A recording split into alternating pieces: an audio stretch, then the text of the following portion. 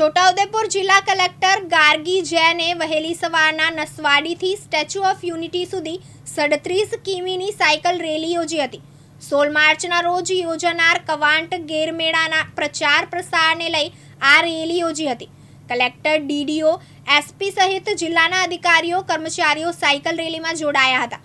છેલ્લા કેટલાય દિવસથી કવાંટ ગેરના મેળાને લઈને જિલ્લા તંત્ર તૈયારીમાં લાગ્યું છે।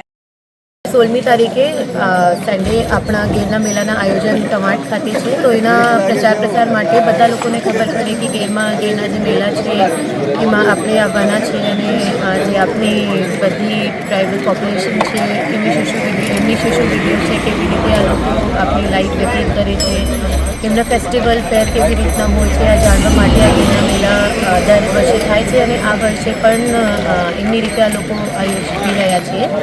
તો એમના પ્રચાર પ્રસાર માટે અમે લોકો અહીંયાથી નસવાડીથી સ્ટેચ્યુ ઓફ યુનિટી સુધી એક સાયકલ રેસ જે 37 કિલોમીટરના ટોટલ આખા ટ્રેક છે, એમાં અરાઉન્ડ 150-150 લોકો છે, તો જઈને પ્રચાર પ્રસાર કરીને એના માટે બધા અહીંયા હાજર છે। અલ્કેશ તડવી, દિવ્યાંગ ન્યૂઝ, નસવાડી, છોટાઉદેપુર।